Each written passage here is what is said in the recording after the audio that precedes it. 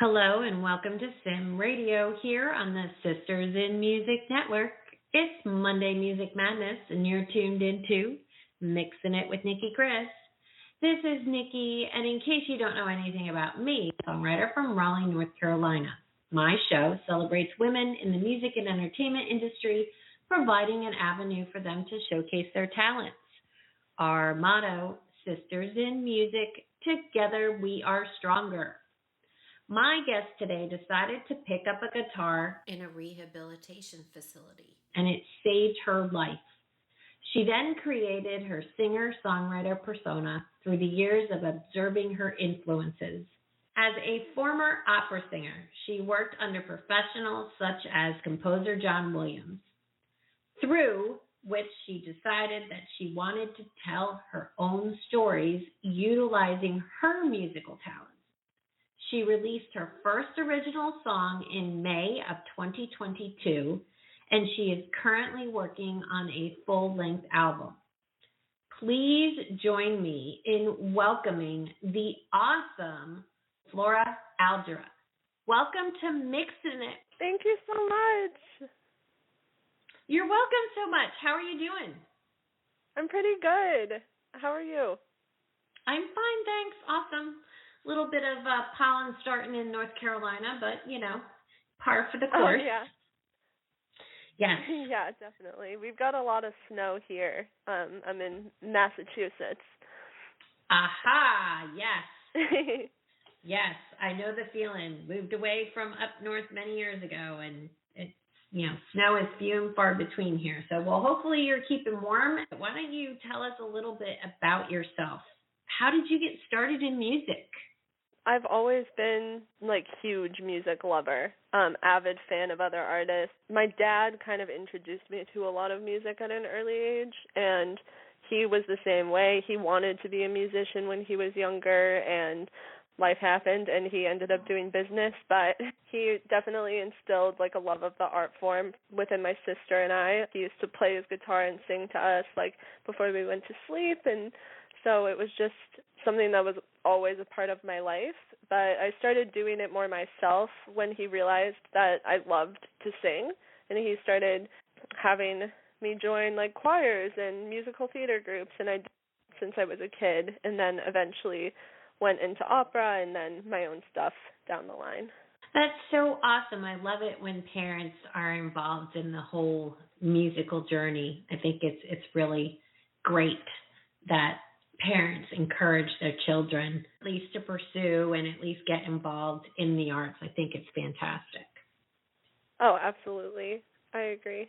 So you alluded to the fact that your singer-songwriter persona, if you will, has kind of been inspired by some of your influences. So who are your musical inspirations and why do they inspire you? I have a really varied taste of musical inspirations on the music side and also on the literary side, which is kind of the inspiration for the music name. But in terms of the musicians themselves, Lana Del Rey is probably an artist that really inspires my music and my sound and my lyricism. Her early work, Ultraviolence, it just feels so authentic to me, and it gets overlooked. But also her recent work with Jack Antonoff, and he's someone that I love. He's my favorite producer in the game right now, besides the guy I work with. I have to say that. Love Will. He's my producer, but Jack Antonoff is definitely my favorite other producer out there, and he's been working with Taylor Swift as well, and she kind of raised me in a way with her music. I mean, I've aged with her music, and she says a lot of the time her fan base is like that, and she appreciates that, and her recent work with Jack is so cool to see come to fruition. And I've seen the 1975 a couple times, and I caught Maddie Healy's hat once, which I'm very proud of. And they just made their most recent album with Jack as well. But besides, Antonoff's connections, I'd say, Nirvana also really speaks to me, the way that they kind of reinvented rock at a certain time, and Kurt's also struggle with mental illness, and his story really empowers me. And it's good to see that you can relate to some of the lyricism as well, when it's kind of poetic in that way. It's not very literal. And 21 Pilots, I love them because of what they do as well for the community of people who struggle with mental illness. And also, I think they're my favorite live performers I've ever seen. I've seen them like 5 times. And then in terms of like opera, I would say Maria Callas really inspires me as well, because she struggled also a lot emotionally while working on her music, and she just has my favorite voice. It's so powerful. But besides that, also like Aretha Franklin, Dolly Parton, they're also artists I listen to and take a lot with me from their sounds into my own music. A lot of big names there. I'm jealous of the 5-time concert attendance for 21 Pilots. I'm a big fan of them and have never seen. Oh, so good. So that's I was like 5 times. Oh gosh, darn it. Yeah, I've seen them that many, and I just love it. They have, if you can go, like they have the best live show I've ever seen. I bet you they do, because their music is also so unique and it's so different. They're one of my. I always say I'm an alt junkie, and I like alternative rock and I like alternative music because everything is very different. It is not cookie cutter. It's my favorite thing. I love saying that pop generally is like cookie cutter. Exactly. Okay, good. It's not just me, but like alternative music and alternative rock. Like if you put various playlists together, you could have like 20 songs on there, and every single song is going to be completely different. One of the reasons why I like them too is because all of their stuff is different. I mean, they're unique because you can tell who they are when you listen to a song. You can be like, oh, this is 21 Pilots.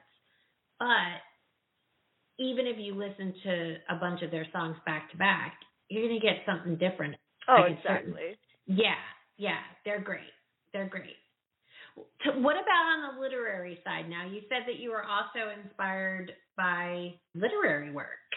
Yeah, I definitely, I was so my 2 number 1 things that I'm very, very nerdy about are music and English, and I always was, just obsessed with English class and obsessed with reading, and I think I've noticed that a lot of that bleeds into my lyricism and my writing, because I wrote poetry for so long before I wrote my own songs.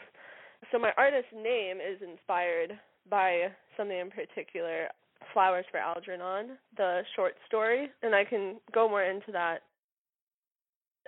Yeah. Hold that thought, because that is a question that I have for you later, and now that you've said what it is, I'm like going, okay, definitely understand the correlation, but all right, we'll touch on that in a minute, but yeah, keep going on the literary side, because I'm curious. Yeah, I've noticed lately, not so much on my debut, but the music I've been making for future stuff that I've just been writing recently, Jane Austen, as I've been revisiting Pride and Prejudice, has inspired a lot of my recent lyricism. Now I can't wait for new stuff. It's not very uncommon, and I wouldn't be surprised if, and you mentioned her as an influence also, Lana Del Rey. I wouldn't be surprised if, she wrote poetry, because people who write poetry, I have, heard several artists poetry, and then, I just leveraged a lot of what I would do from poetry writing and turned them into songs. And it's one of the things, too, I encourage people who write poetry to actually connect with other songwriters, because a lot of poems or any type of literary piece can often very easily be turned into a song. Oh, exactly. I know. Yeah. I mean, because I've often even thought of reversing it, taking my songs and turning them into a book of poems.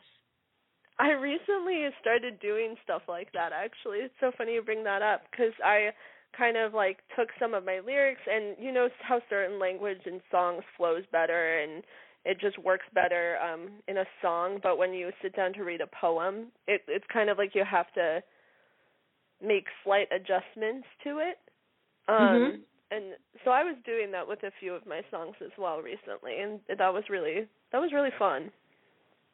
I can see where that would be fun. I may actually do that one time because I have maybe one or two songs that started out as maybe like short stories or poems or things like that, and it would be fun to actually take some of the songs that I had, see what they would be like as a poem. Be interesting. But I think that's great, leveraging two of the things that you're really passionate about and bringing them together. Yeah, thank you. Of course. So let's talk a little bit about how your relationship to music has changed throughout your life, because I think there's been some roadway changes along the line. Yes, exactly.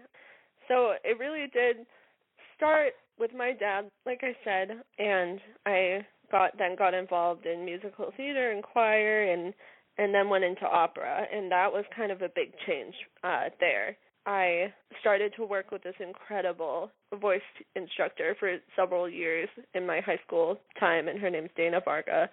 She taught me so much that I take with me every day in terms of vocal performance and performance in general. And then she said that she thought it would be cool if I auditioned for the Boston University Tanglewood Institute in Western Mass over the summers, and that's a high school program for vocalists.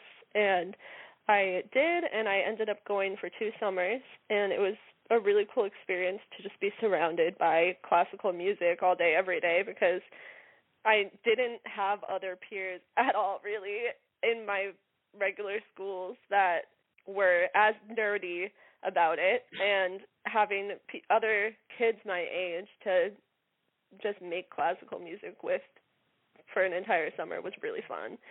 And my last year, we did get to work with John Williams, and it was absolutely amazing. It's so funny because I was not a huge John Williams fan when it happened, and I think that if I had been, I would have cracked under the pressure. But now I am, and I love the Star Wars music, and I listen to it all the time. So I think I would have freaked out. But I remember at the time, I knew that it was special, and he was very, very, very kind.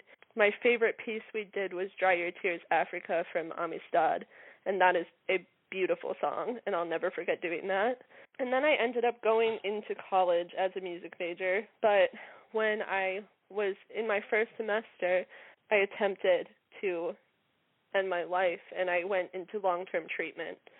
And that is where I started to teach myself to play guitar, because after I went into the first inpatient, I went to a residential, and they had musical instruments and different things, but we couldn't be on our phones at all, and so I just spent most of my time outside of the groups just learning how to play it. And the staff would print out little instructions for me, and slowly over time I started to do that, and then I started to use the music and write lyrics about and revisit some old poetry, but also I started to write lyrics for the music that I was playing, and I started to write some of my first ever songs because it also helped me in my treatment. I would bring them to my therapist and I would play the song, and then we'd be able to talk more honestly about what was going on. I realized how healing it was in that moment, and that's when I was sold on the healing properties of songwriting. And then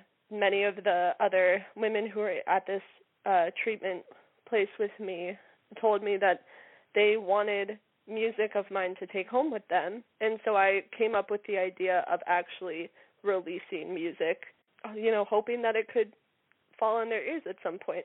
I want to say that's a wonderful story. I know it's a tough story, and I'm sure it's hard for you to talk about that time in your life, and I commend you. I can't say anything other than I'm sorry that you had to go through that, but I'm also thrilled to hear that you've put yourself in a situation now where you found something that means, I guess, healing to you, right? Gives you the ability to express your feelings, your thoughts in a helpful way, not only to yourself, but to others.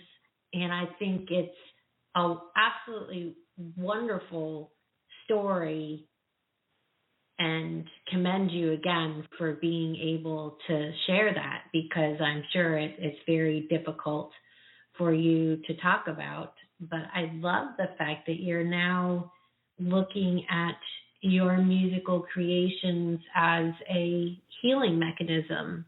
I've heard quite a bit from some other singer-songwriters, and including myself, right? We want our music to emote feeling and to make people think about certain subjects and topics and things like that. Probably now have a nice connection with a lot of the women that were there at the same time, which is fabulous. Thank you so much. Yeah, that really is, the reason that any art is made. It comes from those desires to heal or to make others think, like you said. And yeah, thank you so much for being so open as well. Absolutely. Wouldn't be any other way. And my heart aches for what you had to go through, but I think everything happens for a reason. That's always something that I say, right? There was a reason that you had to experience that, and the reason is so that you could share your voice with the world. Oh, thank you. I agree with that too. I think I really do. In retrospect, even though it still hurts, I am grateful for what came out of those things, because it, taught me that a hopeless time didn't actually end up hopeless. And so now when I feel hopeless, I can remember that. Yes, absolutely. All right, let's change gears a little bit. Okay. Yeah, I may get real emotional here. Let's talk about your artist name, because it is wicked cool, and now you actually alluded to where it came from. So what does Flora Algera mean? Yeah, so Flora Algera, as I said, is an interpretation of the short story Flowers for Algernon by Daniel Keyes. And I read it for the first time when I was in high school, and it always resonated with me, but I wasn't always sure why. I kind of carried it with me every day in the back of my mind. But it's this story, for people who don't know it, I'll explain it a little. It's about a man and it's all told throughout his own journal entries. So you see kind of at first the grammar and his ability to express himself are not very clear, and he has a below average IQ. And there's a group of scientists that have been experimenting on a mouse named Algernon, who was also below average IQ. And this mouse very quickly grew to become an above average IQ, high performing creature. And then the scientists call on this man, Charlie, and they say, we want to try this treatment on a human. And so they do it, and you see the progression of his ability to understand and comprehend what's going on with him grow immensely. And as he continues to write, he continues to observe Algernon as this different creature, yet someone he can also relate to, having gone through the same treatment. And he notices that the mouse is beginning to regress, and it saddens him. He starts to realize that the same thing is going to happen to him, and you see his writing is getting even worse, and he doesn't even realize why by the end. Like, he forgets all of his research he's done, but he says, my dying wish is that someone will leave flowers on Algernon's grave. And I've realized that that's the perfect way to explain my music, because everyone in treatment with you has a different experience and is a different person, but you can relate on that one thing, and the bond there is so strong, just as the bond is with an artist and a listener. And so my dying wish would be to leave my music on those people. I love that. You want your music to make an impact. Yes. Yes. I love that. That's a lot of us want that to happen, and I think it's a very great goal or wish to have. So, and I love the way you came up with that name, and I am familiar with the story. That's why when you said the name of the book, I was like, that makes total sense. Yeah, okay, great. Okay, cool. Yeah, no, I'm familiar with the book. So that book reminds me a lot of The Secrets of Nim, with the mice and the rats that are really smart, right? And they like outsmart all the humans and stuff. So anyway, but it's kind of like along those lines where it's like superior intelligence. And they were also lab rats, right? They had experiments done on them. But anyway, that's my little side note there. Anyway. Yeah. All right. Great place for us to take a short break here from a word from one of our partners in podcasting. We are going to check out a little short blip from Natalie Jean and Chatting with Nat, and we'll be right back on Mixing It with Nicki Kris here on the Sim Radio. Chatting with Nat is a podcast for independent women seeking to speak their truth and to break down barriers. We host honest conversations that help to guide and empower women. Speak your truth and set yourself free. Let your voice be heard. And we're back on Mixing It with Nicki Kris on the Sim Radio Network. And my guest, singer-songwriter, Flora Algera. All right, Flora, take us through your writing process. Do you do anything particular when you're getting ready to compose a new song? It's funny. I think that it's a little bit different every time, but usually it kind of goes either the way of I know it like pretty fast. I have the idea and it's super natural. And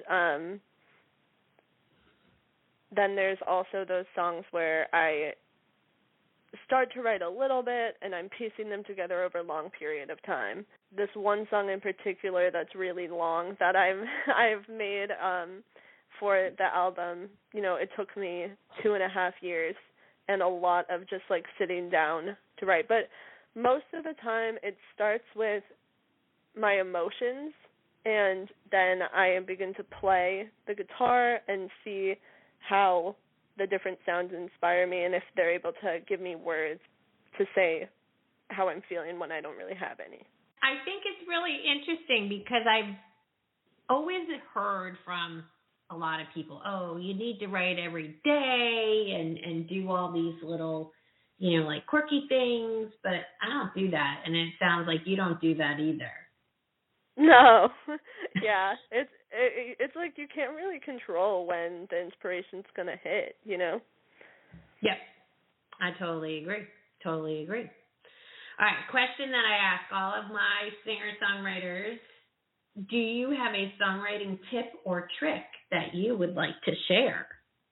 Ooh.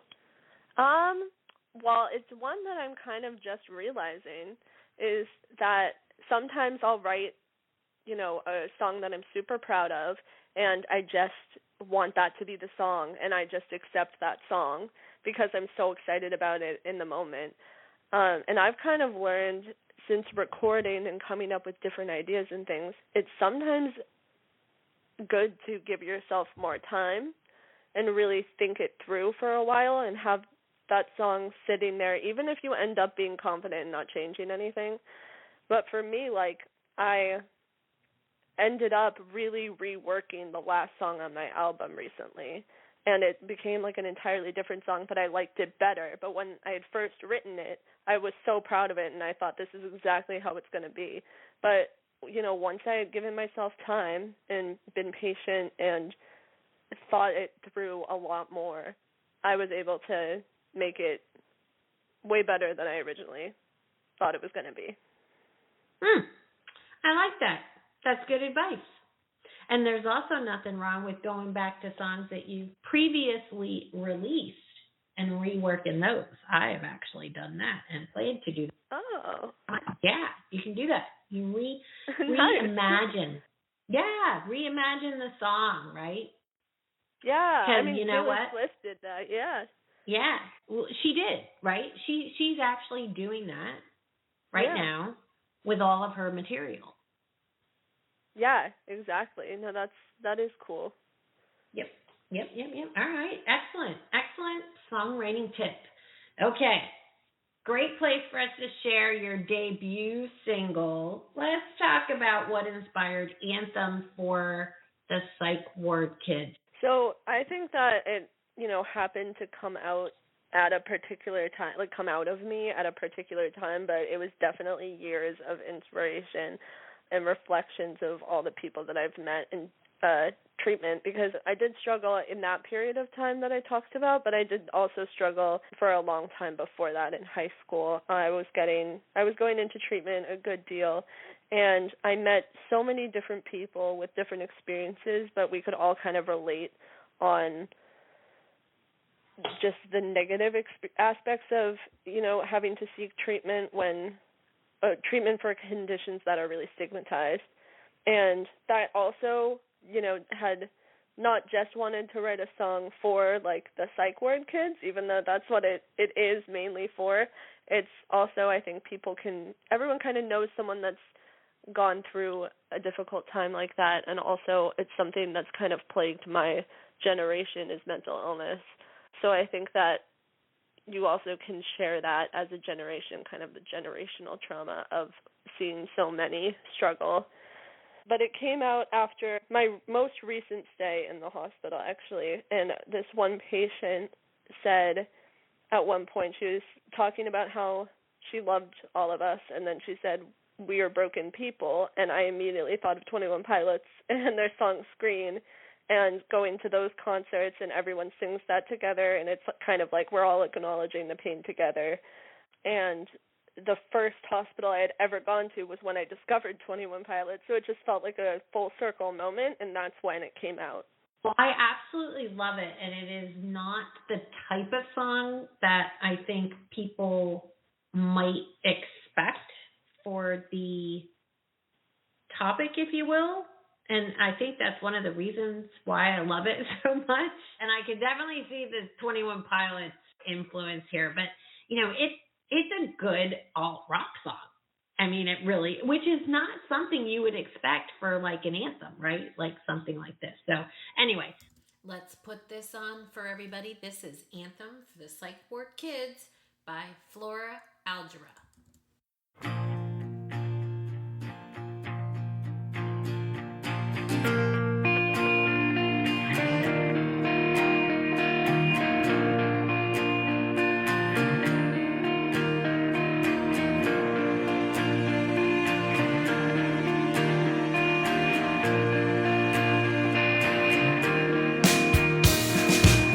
This is an anthem for the psych ward kids, the ones who lived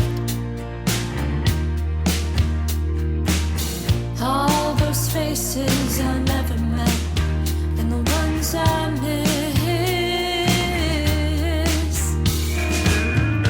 You've been beaten too long, and she sang her swan song, but they're taking you again.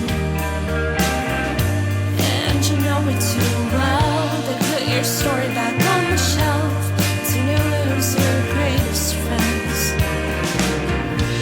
This is the story of how they did.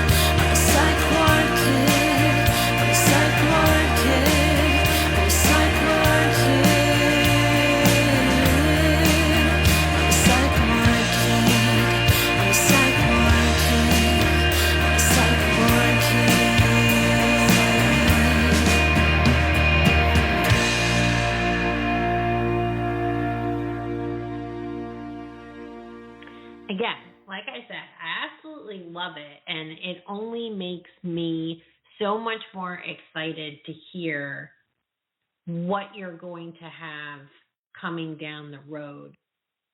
Because I know that was like the first song that you released, and I know you're working on new music, which we're going to talk about in a little bit, but it just makes me really, really more excited to hear what you're going to put out next, because, again, it's not what a listener would expect that darkness period, I guess, if you will, right? I don't want to say that any time spent in any type of rehabilitation center or getting treatment is a dark period, but obviously, you were going somewhere because you wanted help, which is fantastic, and I commend you for doing that, because I know how hard it is for anyone to say, hey, I need help, right? I mean, we as humans don't like to say, hey, I need help. And I think it's great that you're able to take that time and turn it into an absolutely beautiful musical creation. Thank you so much. You're welcome so much. You're welcome so much. Well, let's talk a little bit more about the song. What type of responses did you get from it? I mean, obviously, it's heavy in some ways, right? So, and it was sparked by a period of time where, you were seeking help. What's the response been like? Yeah. I think that before releasing it, I was a bit terrified, but I wasn't as terrified as I thought I'd be. And I think it's because I felt like I should be scared because of stigmas and that people might judge me for this. And it's such a bold title. But I honestly wasn't because of the song itself. I felt like I said what I had to say. And that title was, jarring for a reason, to get people to listen to it, to help people feel less ashamed. And the responses that I did get were very, very validating. If there was hate, I didn't really see it because so much love was sent my way, and it meant so much to me. And the best responses I got were people who I had actually been in treatment with long ago, like people from my youth that just like when I was a young teen, who reached out and found me and found the song and gave me love, and it was just a crazy full circle moment, and that happened with multiple people, and I just couldn't believe it, and it was so cool. Oh, that's awesome. Fantastic. Oh, that's so great. I love it. See, I'm going to get emotional again. Okay, we're going to move on. Yeah, I just think it's good. A lot of people in this country don't like to talk, and in the world, right? Talking about mental health and mental health issues is not something that people are very comfortable speaking about, right? Including myself. Yeah. It's difficult for people to be open about these things, and I honestly think that we need to be more open about some of the struggles that people are going through. I know, when COVID hit, I had teenagers in school, and I could tell that they were struggling with being locked in the house, right? And couldn't go and see their friends, right? So I'm fully aware. I think that we need to embrace anyone that has had to go seek treatment, because I think those people are the superheroes, because they acknowledge the fact that, hey, I need help, and I'm going to go somewhere where I can get help, or I can't do this on my own. And I think there's even a commercial running right now where it's like a guy in a gym, and they're talking about somebody's trying to help him on my own, and they're like, no, I can help you. So, and I think we need to be more open to all of these conversations. And I think it's great that you're trying to use your music to raise awareness on the issue. I think it's absolutely fantastic. Very welcome. All right, let's talk about some of your new projects. right? Let's talk about you. I think you have new music coming out, right? You have a new album in the works. Tell us about that. Yeah. So I have an album that I've been piecing together for a while, and Anthem is on it. And I think I'll also release another single that will be on it as well fairly soon. And it's the same producer I work with, Will Lucy. He is amazing, and he works with me so organically on it. And this album, it does have to do with my journey with mental illness. That's kind of a through line throughout, but it is, as a whole, just pretty much about the perspective of a young woman in America today and what it was like to grow up with how things were. And it touches on a lot of things, but that's kind of the focus, is just my perspective. And I kind of just wrote what I know. Yeah, so the album is hopefully coming out soon, and a song off of it hopefully sooner than that. Did go to North Carolina over the summer, and I filmed a short film. It's called Esther Is Me and You Were a Liar. I play the character Adelaide, and it's in post-production right now, and we're hoping to submit it to festivals in the spring, and that was a great experience. We filmed it on 16 millimeter. Yeah, we filmed it on physical film, like 16 millimeter, and we did it where they filmed the Hunger Games, which I was nerding out about. Oh, yeah, that's out west. That's near, I think that's more Asheville area. Yes, it's more in that area. We flew into Charlotte and went to Carowinds, and that was super fun. But then we all, filmed elsewhere. Oh, how fun. Yeah, that's the other side of the state, but that's so cool. Yeah, that was really fun. And the cast and crew were all just so amazing, and the people at the Henry River Mill Village place where we filmed it, they were so kind. And then for other stuff, just have been, like I said, kind of starting to write again, and I wasn't doing that for a little while because I was so focused on recording this album. But recently I've been pretty inspired for future work too, so that's been really good to be doing that again. Oh, well, fantastic. So no official date for the album at this point in time? Not yet. Okay. Totally cool. It's coming close. We're getting there. We have a couple songs left, but we're getting there. All right. Well, that's totally okay. You know, sometimes perfection takes a little while to cook in the oven, if you will. Totally know that feeling. So that's good. But hopefully we'll have a single from that soon, more music. And excited to hear about this little short film. That sounds really cool. So we'll definitely make sure that everybody gets your socials and things so that they can keep an eye out for that. And hopefully you guys do well in the festival submissions. I'll be looking forward to news and updates on that. So anything else that you would like to share with our listeners before we clock off? Where can they find you on social media? Do you have a website? What do you want to share with them? Yeah, so my website is really just through Reverb Nation, the site, and it's just, if you search for Flora Algera, I should pop up there. And then I have an Instagram, and my handle is Flora Algera Music. I also have a TikTok, Flora Algera Artist. Okay, cool. And then I have a bad habit of making accounts and then getting nervous and deleting them and then reinventing them. But I think these ones are the ones I'm going to stick with. And then my YouTube is Flora Algera. And Twitter, I believe, is also Flora Algera. Okay. Perfect. Well, I have had an absolute pleasure getting to know you. I thank you so very much for taking the time to chat with me. It has been an absolute pleasure on my end. I hope the listeners have enjoyed hearing more about you. I thoroughly love Anthem. I can't wait for the new music to come out. I know our listeners can't wait for the new music to come out. So thank you again for joining me Thank you, everybody, for tuning in for Mixing It.